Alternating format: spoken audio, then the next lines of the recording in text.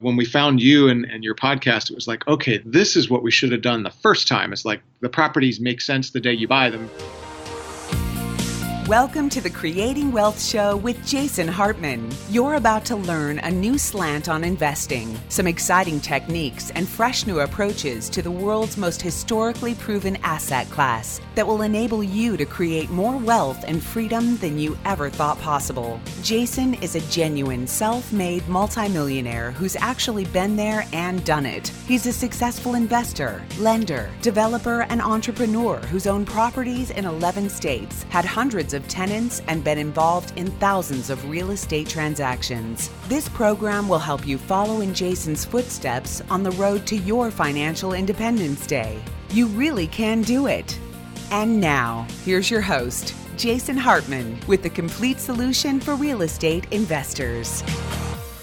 Welcome to episode 1284, 1284. Thanks for joining us today. Adam is here with me. Well, he's not here with me personally, but virtually, or physically, I guess. What's the right word? But he's here virtually, coming to us from Austin. And I am, of course, in Palm Beach, Florida, and headed to Chicago today, to the Windy City, Adam. I'm going to go hang out with our client, the Rabbi Moffick, who has been guest hosting some of my Solomon Success Show episodes. He's doing a great job, huh? I have to admit, I've never really listened to Jewish sermons before, but some good stuff. Yeah, he's really good. Yeah, I enjoy it. And the Solomon Success Show, of course, is one that I started, maybe 10 years ago, give or take. It's biblical principles for business and investing. So that's good. And you know, half of the Bible applies to the Jewish faith. So the rabbi came forward and volunteered to do that, and he's got some good stuff up there. So I'm going to see him in Chicago. I've got a meeting there. Should be fun. I want to remind everybody, please continue sending me your real estate spam and your investing spam. You're getting spam from these various real estate promoters, investment promoters, and send it over. We appreciate what you've sent so far. You can forward it to reviews@jasonhartman.com, reviews@jasonhartman.com. And if you have a question about any of that spam you're getting from these guys, type it in there and we'll answer it for you too, if we can. A lot of these guys are shady, and we just want to see what they're doing out there. I try to subscribe to some of their spam myself, but it's always nice to have more spam, right?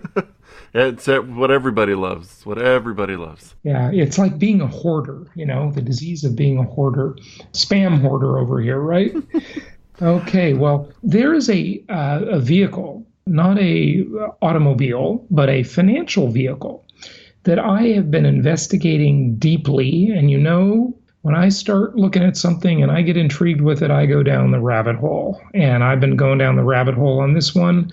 And this vehicle, used properly, could be better. Well, it's certainly better than the opportunity zone, the overhyped opportunity zone that has never impressed me. But hey, if I'm missing something, tell me what a fool I am. Go to jasonhartman.com/ask and tell me why I don't get it about the opportunity zone. We've done some shows on it. I don't get it. I think it's highly overrated. So it's definitely better than that. And by the way, I'm going to be talking about this at Profits in Paradise in Orlando coming up next month. But I think it's also better than the 1031 tax-deferred exchange.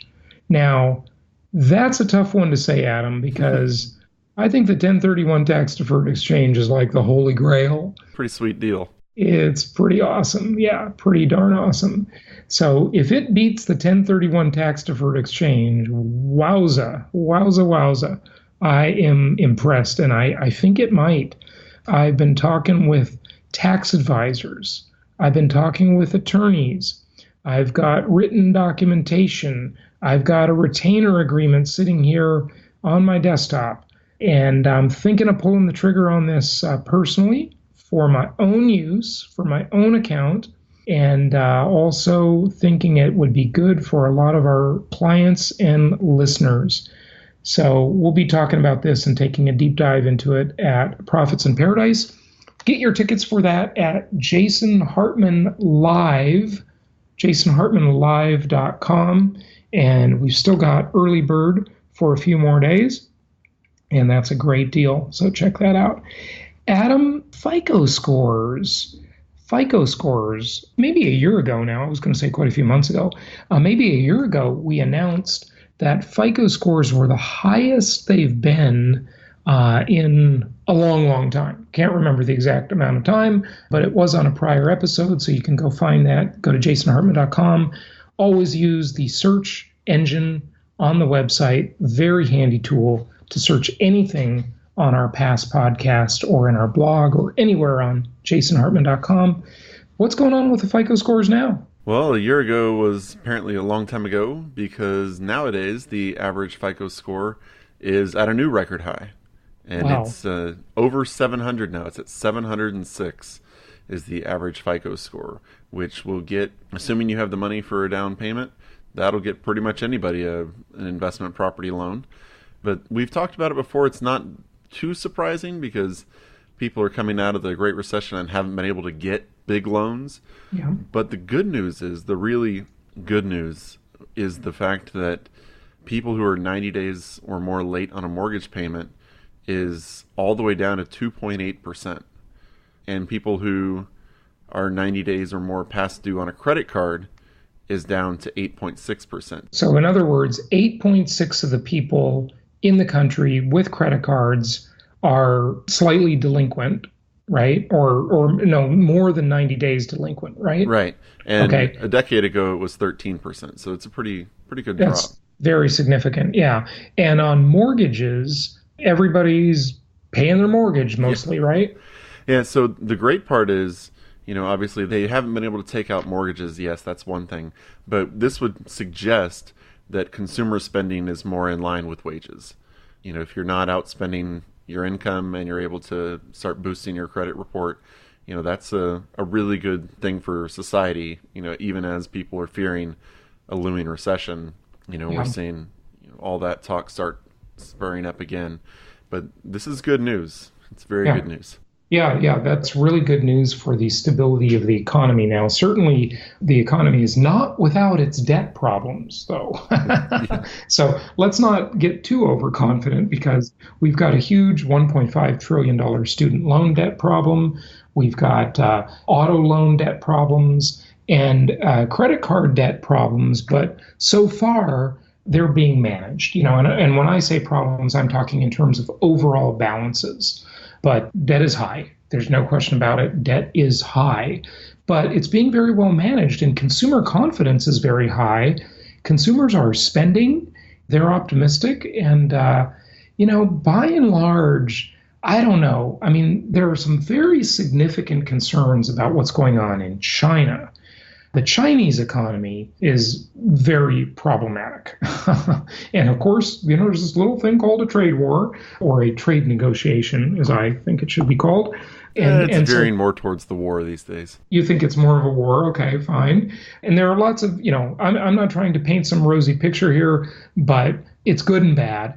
But on the things that we've talked about here in terms of the FICO score and such, wow. I mean, very, very good for the overall economy.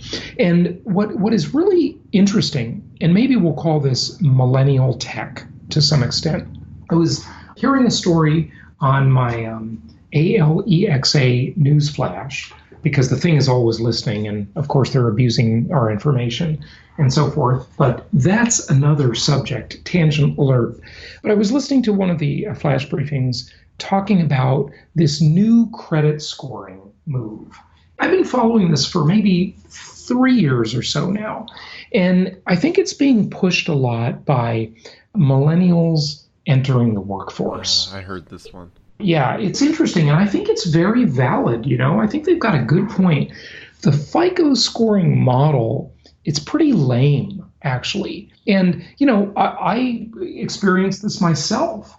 Going through the Great Recession, when I was doing loan workouts and strategic defaults on some of my own properties, the lender would tell you, listen, we're not going to negotiate with you if you're paying the mortgage. So you got to stop paying. I pondered this and I thought, okay, let me see. My credit score has always been fantastic. I've always enjoyed great credit up until that point when I literally made affirmative decisions recommended by my lenders to get better loans. Okay. And I did short sales on some properties.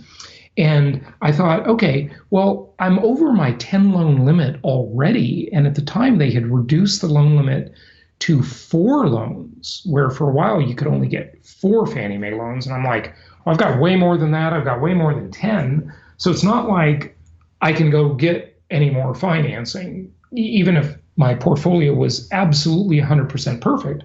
They just weren't offering more than 10 loans per person, or at the time, 4 loans per person. And it later increased back to 10. And then as we came out of the Great Recession and I'd apply for credit, I was thinking, this is so ridiculous. I've got tons of money in the bank, and every other credit account I've ever had is in like stellar perfect condition, except for the mortgages that I strategically defaulted on in order to do workouts, short sales, loan mods. And I thought, this is a pretty dumb scoring model. I've never declared bankruptcy. I've always, all my life, had a great credit score, except for these couple of circumstances where I intentionally did that, along with 12 million other people in the country. They're losing out on a good borrower. And so now what they're doing is they are looking at ways to really improve the way they do credit scoring. And some of it could be unfair. Some of it has got some real concerns, because we've talked on the show before about the way China is doing this social scoring, where if you write something on social media, maybe you'll be denied credit, or maybe you'll be on a no-fly list for airlines. Really scary what they're doing in China. But hey, the U.S. is not China. And what they're doing now is they're trying to look at about 1,000 data points for borrowers when considering extending credit.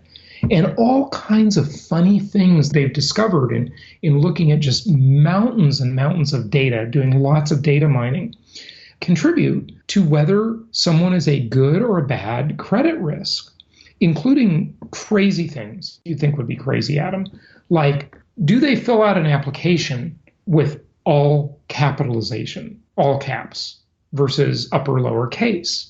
They found that borrowers that fill out applications in all caps are bad credit risk. They're more likely to default than people who use upper and lower case letters. How do you like that one?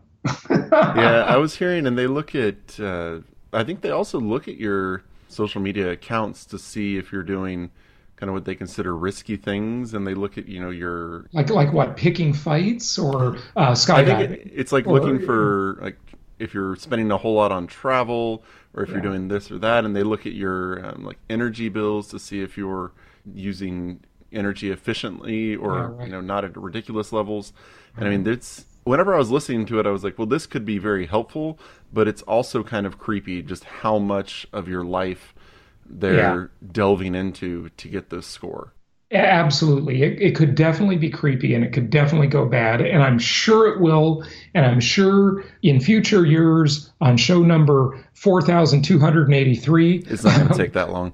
Maybe not. We'll be talking about this and how it's being abused. Okay? Yeah, I mean, just think about if the Experian hack had happened when they had all of these data points. I mean, it's going to be... It's going to be open season on whatever company starts doing this. But one of the things, whenever I was reading this article about credit scores and everything, this, I think, has a lot to do about not being 90 days or more late, has a lot to do with the fact that people have actually seen wage growth on the lower end of the scale in the past couple of years, or, past 2 or 3 years. Hey, you know who you can thank for that, Adam? I'm aware. Your favorite president. So once they've seen... Donald Trump is his name, just for the record. Okay, go ahead. Yeah, since they've seen the wage growth, as long as they haven't gone into a lot more debt. If they continue spending at the same level, obviously they're going to be able to pay off the amount that they have, but also things that were past due before. So right. I think the wage growth has had a lot to do with this. So, hey, all we really need is for the U.S. economy to continue providing wage growth. Yes. And we'll see if we get 4 more years, and if our rather at times immature president can pull that off. He's certainly good for the economy, love him or hate him. It's certainly good for the economy. No one can argue with that. And the good part is, since they're getting wage growth and they're not late on mortgage payments or credit card payments, they have more income to actually pay their rent. So hopefully foreclosures will be going down too. Right, not foreclosures, but evictions. Yeah. One of the things, too, you have to consider is that credit management, or, making payments to creditors, right? It's not just always a matter of having the ability to pay or having the money. Some of it is just being organized and responsible. And look, the creditor doesn't care why you're not paying them. They just want to get paid. There is an element of that to it. I think certainly there will be abuses of these new credit scoring models that are emerging, and they are definitely creepy. But certainly, if someone has, a couple $1,000,000 in the bank, and they've got some dings from some mortgages when the whole country was basically defaulting to get loan modifications, why wouldn't you make them a loan? That's crazy. I mean, that's a good borrower that's going to be able to pay, that's going to be forced to pay if they have to. Okay? It's just very unlikely a creditor would lose money on that borrower, especially if their prior history is good until this certain point, like during the Great Recession, right? But, most of this stuff has just fallen off people's credit reports by now anyway. So yeah, well, a lot of it, whenever I heard the story about it this weekend, a lot of it was due to millennials not being able to get credit. That's one of the big reasons they're looking into the other data points. Right. Well, that's the problem. If you don't buy a car, which a lot of millennials don't, they don't really care about driving because they have ride-sharing services and scooters in every city. I'm sure I'll see a lot of those in Chicago, I have a feeling. If you live at home and don't participate in the economy, it's going to be pretty hard to have a good credit score and build credit. So you got to get out there and do things. And then once you don't have credit, it's really hard to get credit. What does that mean? Oh, if you don't have a credit score and you're over the age of, a college age person, getting credit is really hard. Like, convincing somebody to give you a credit card is brutal. I mean, I had friends who've come over from overseas. They moved back to the United States in their mid to late 20s, and they had a job. Everything was fine. They'd been fine back in Australia where they were from, and couldn't get any credit here in the United States. Right. I was just hearing a story about that, and a very successful person living overseas and couldn't establish credit in the U.S. when he came back, an American, and HSBC, had a banking relationship. They made an accommodation loan to kind of get his credit score started in the U.S. So look, for better or worse, this is the system we have in the U.S., and you got to live within it to some extent. Adam, we got to switch gears. We want to play another great example. We're going to play the soundtrack of one of the videos that was submitted in the 5-year plan contest, because we've got our contest right now. So submit your videos. They are really easy to do, and you'll learn a lot just by going through the exercise yourself. You might win free tickets to Profits in Paradise. You might win a free cruise. So we got some good prizes for you. After we play this video, we got to come back, and we're not going to have much time to do this, Adam, but we got to talk about sex and the gig economy. But not combined. Well, sort of combined a little bit. It's not what you think, folks. So I'll just tease you with that. Okay. Anything else you want to say about the audio we're about to play or the contest, Adam? Just that you can find all the rules and everything at jasonhartman.com/contest. So go there and enter the contest and check out the details, check out the prizes, and let's play this clip for our listeners, and we'll be right back after this. Hello, my name is Jeff, and this is our 5-year plan for retirement. We're actually the Joneses next door. Let me introduce you to them. On the left is my son Harrison, then Nathan, then my beautiful wife Christy, myself, and Grace. We are the Joneses next door. And we're planning for retirement. because we've spent a lot of money over the years, we have to get a plan going. Let me tell you first about my experience with money. I was raised by a father who was a school teacher and a landlord. He invested in small houses and in commercial real estate in the 70s and 80s. And even though he was a school teacher and had all sorts of time off to raise us, he was able to pay for my medical school because he didn't spend anything. He was really the millionaire next door, and he was my dad. But the other influence I had was my wife. She's beautiful, but she likes the good life. We send our kids to private school. We have a big house. We have a fancy car. We enjoy finer things. I'm a little bit conflicted because of my upbringing, but when it comes to my wife or my dad having the most influence on my life regarding money, I must admit I've sided with my wife. So we have a lot of expenses, and a few years ago we started getting serious about looking at the bottom line and how we are going to ever retire. We've always put money away in 529 plans, and we even paid off our primary residence. Additionally, we've had money go into 401ks. We've maxed out our 401ks, and we've invested in our post-tax account. And even after 15 years of working as doctors, we aren't even close to meeting our goal retirement number. In fact, if we were to retire right now and just went through our post-tax account, we would only have 15% of that number. Actually, that was in 2014. Now it's up slightly. But we needed another plan to get to retirement early instead of just keep working another 15 years. Hence, we had a plan to buy rental homes just like my dad did and to use the cash flow to help fund retirement.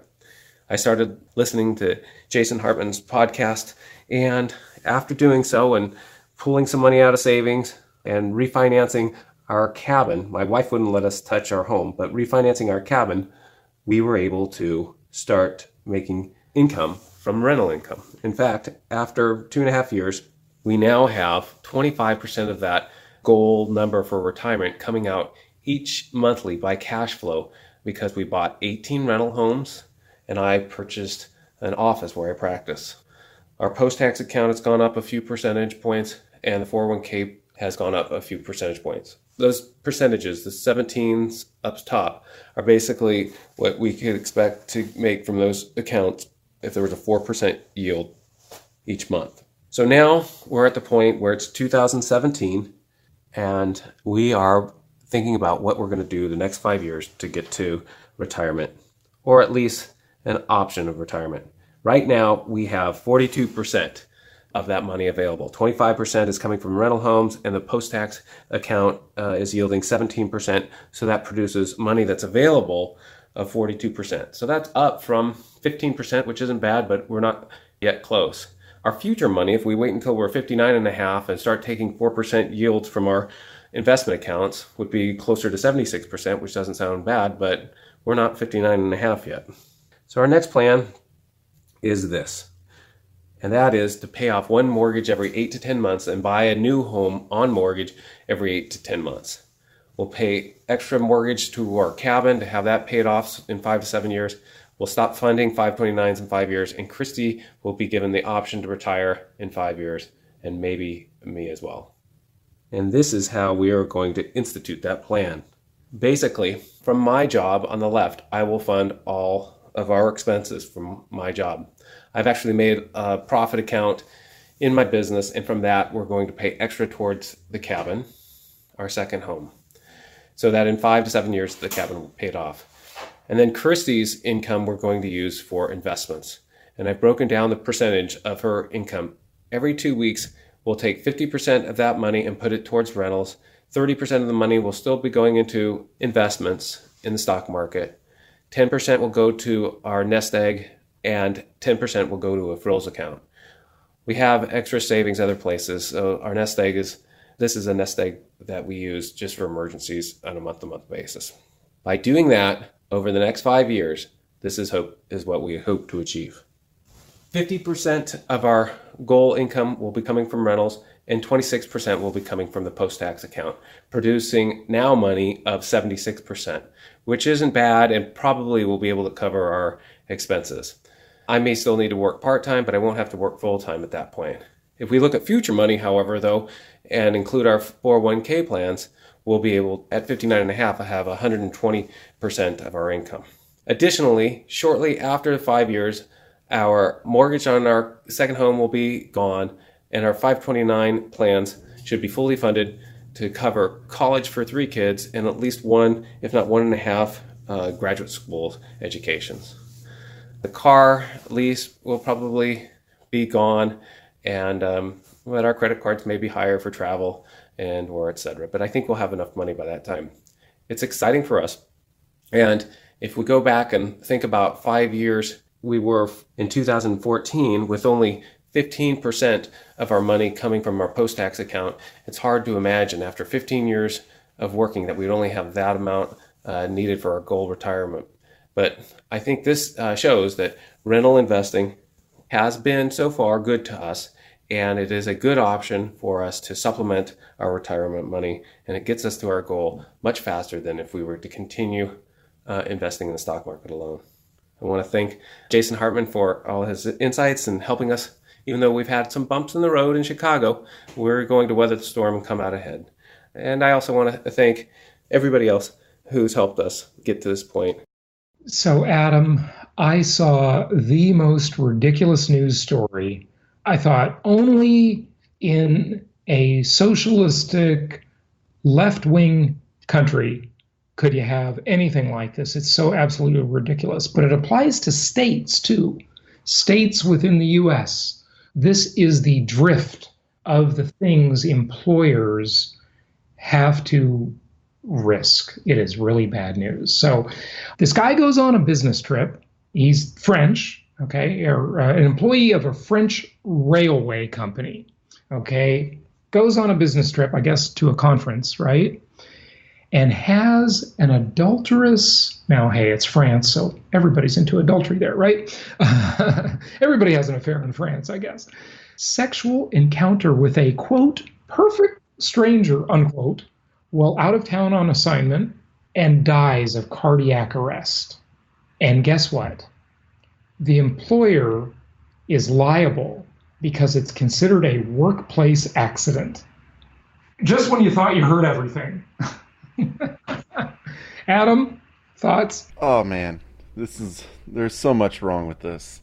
It's even you think so. Oh yeah, it's the creep and the potential ramifications of that are huge. And I mean, like we were discussing off air, it doesn't even necessarily just apply to that. It's everything while you're out, if you're on a work related trip, it's anything.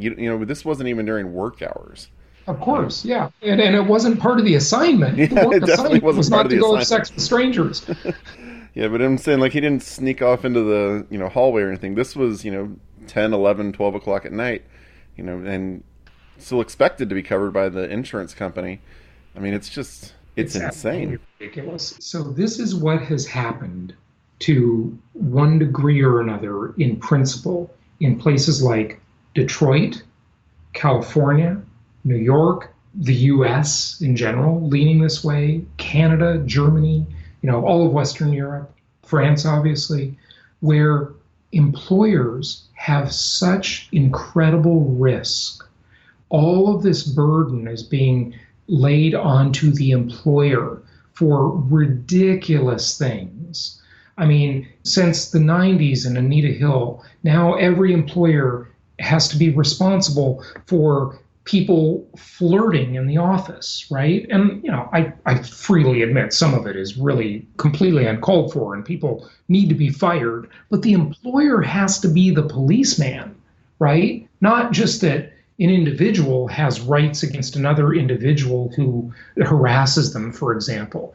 It's the employer's responsibility. So the employer is responsible for this guy who goes and has an affair while on assignment, during off hours. The employer is responsible for this, that, and the other thing. It's absolutely ridiculous, the drift of this stuff. And employers, look what happened in Michigan, right? In Detroit. You had a city that was like this world-class city leading the world. It was one of the top cities in its day, right? In the heyday of the auto industry and, Motown. I mean, Detroit was a big deal in the past, and it just decayed into absolute disaster. And there are many reasons for this, obviously, the Japanese auto industry, et cetera, et cetera. The Americans were blindsided, whatever. But one of the big reasons is the rise of the labor unions. And it's funny, I'm saying this while the auto workers are on strike now, right? And they just pushed too far. And the employers just couldn't deal with it. So they found alternatives. They went offshore. They did all sorts of things, right?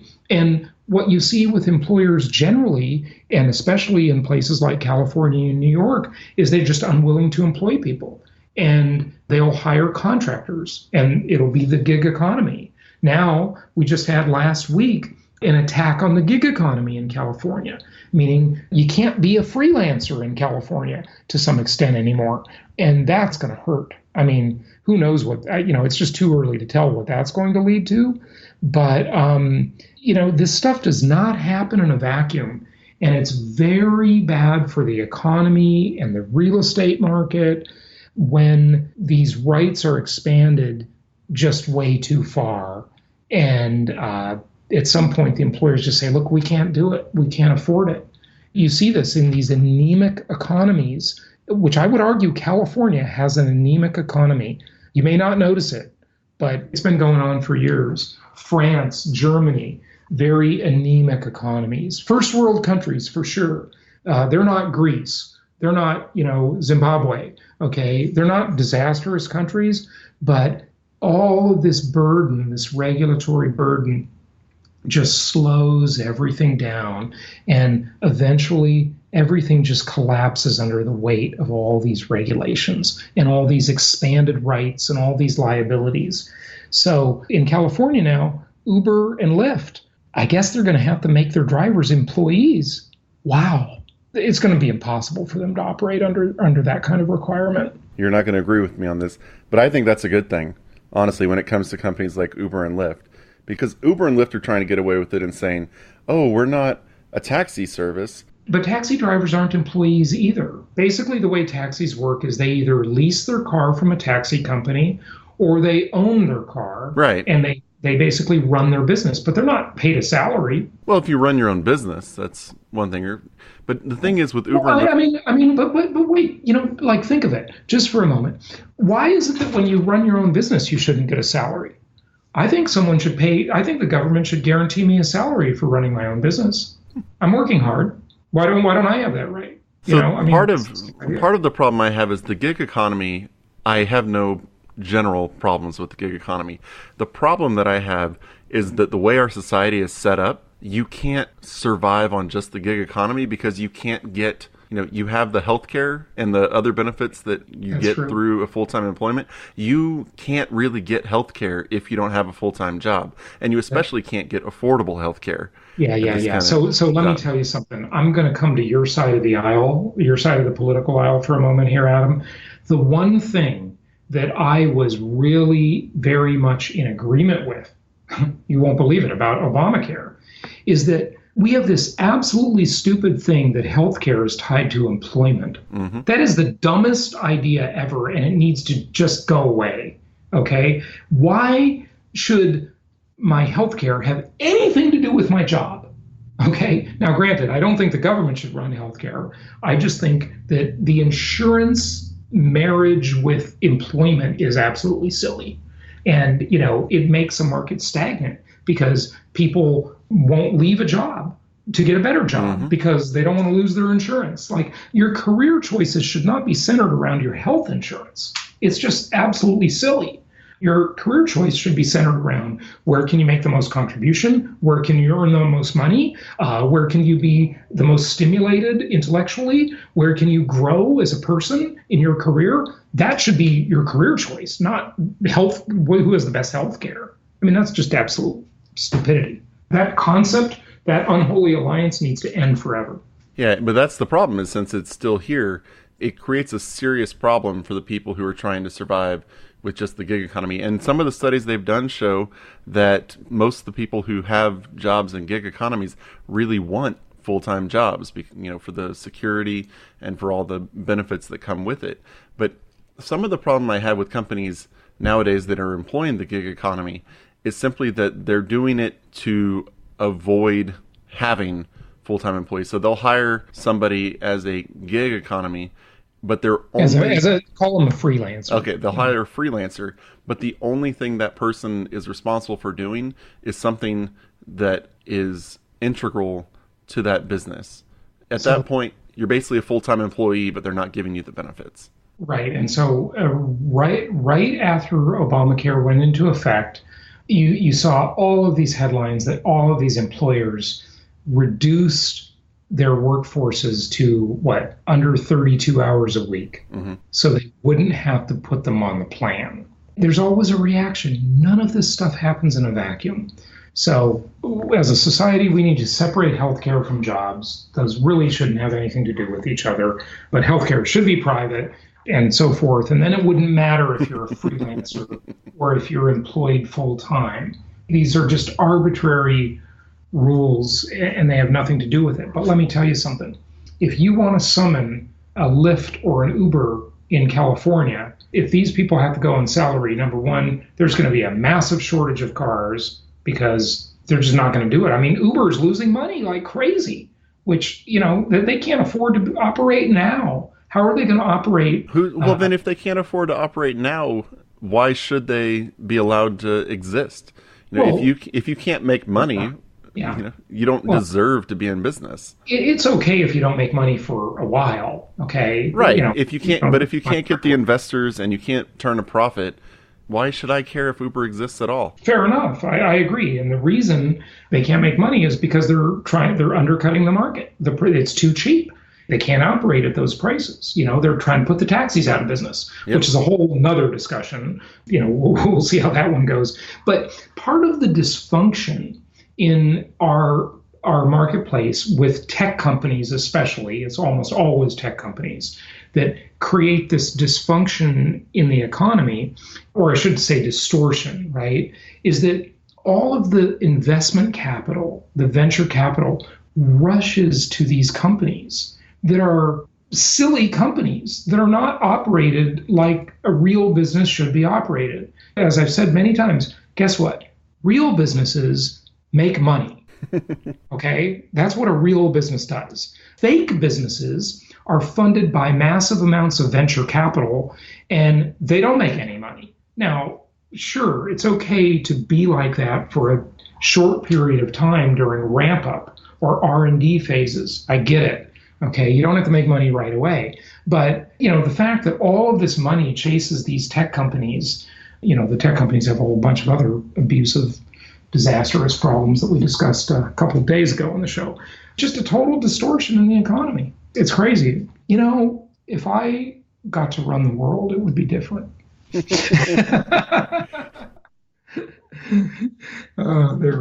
we go. So, Adam, what else do you want to say about this? And let's wrap it up. If you're going to have a gig economy and rely on it, that's fine.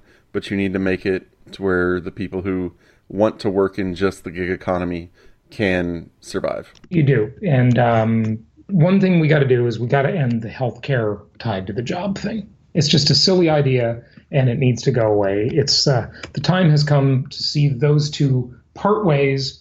They shouldn't have anything to do with each other. They should be separate. Okay. Healthcare, lots of insurance options, let insurance companies sell across state lines, make the market more competitive. There's a lot of stuff you could do to fix the medical system. Very complicated discussion. I'm certainly not an expert, but I have some ideas, of course. Everybody's got lots of opinions, including me, even though I'm not an expert. But, it shouldn't have anything to do with your job. So that's that. Okay, Adam, let's wrap it up. Thank you all for listening. Go to jasonhartman.com/contest and get your entries in. We can't wait to see them. And Adam, anything else you want to say? Not today, no. Hope everybody has a great one. Happy investing. Thank you so much for listening. Please be sure to subscribe so that you don't miss any episodes. Be sure to check out the show's specific website and our general website, hartmanmedia.com, for appropriate disclaimers and terms of service. Remember that guest opinions are their own, and if you require specific legal or tax advice or advice in any other specialized area, please consult an appropriate professional. And we also very much appreciate you reviewing the show. Please go to iTunes or Stitcher Radio or whatever platform you're using and write a review for the show. We would very much appreciate that. And be sure to make it official and subscribe so you do not miss any episodes. We look forward to seeing you on the next episode.